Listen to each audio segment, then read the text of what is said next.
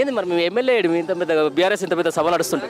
MLA రాడు మా నిర్ణయం నుండి పోయినాడా ఏమన్నా కాంగ్రెస్ పార్టీలోకి పోలే. మరి మీ నిర్ణయం కూడా ఎట్లా పోతాడు మీరు గెలిపించిన ఎమ్మెల్యే? పోలే, సొంతం పోయినాడు, ఇష్టం వచ్చినట్ట ఇష్టపురం రామరాజ్యం అయిపోయింది. లోపల లోపల వెళ్ళిపోయిండు. మాకి ఇప్పుడు మన హనుమంతి నాయుడు ఉన్నాడు, హనుమంతి నాయుడే విన్ అవుతాడు. ఎట్టి పరిస్థితుల్లో హనుమంతి నాయుడు విన్ అవుతాడు. ఇదే ఎమ్మెల్యే వచ్చేసి ఏముంది బిడ్డ, ఏం పేరు నీ పేరు? పరశురాముడు. ఏదో అనుకున్నాం కానీ మన కాంగ్రెస్ లో ఉంటే బాగుంటుంది. రేపు పొద్దున సర్పంచ్ ఎలక్షన్ నిన్నే నిలబెడతా కాంగ్రెస్ నుంచి, మరి నిలబడతాం అంటే ఏం చెప్తావు? కాంగ్రెస్ నాటి కాదు, గుండెలు కోసిన కేసీఆర్ కారు సర్కారు మనది. అంతేనా? ఎందుకంటే కాంగ్రెస్ ఇప్పుడు కాంగ్రెస్ గెలిచింది, మేము ఎందుకు పోతాం? కొడుకులమ్మా, కారు సర్కారు మన కేసీఆర్ సారు. ఇప్పుడు మీ ఎమ్మెల్యే పోయినట్టు రార పరిశ్రమలు మీ ఊర్లో సర్పంచ్ చేస్తా అంటే పోవా? మేము పోం సార్, మేము పోం సార్. ఎంపీటీసీ ఇస్తాంటే పోవా?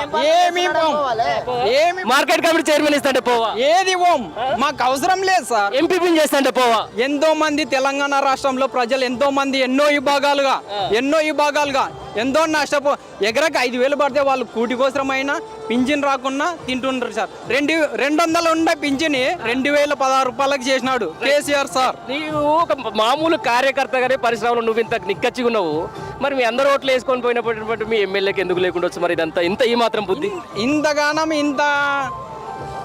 గానము మోసం చేస్తాడు అనుకోలే మా ఎమ్మెల్యే. లేదు సార్.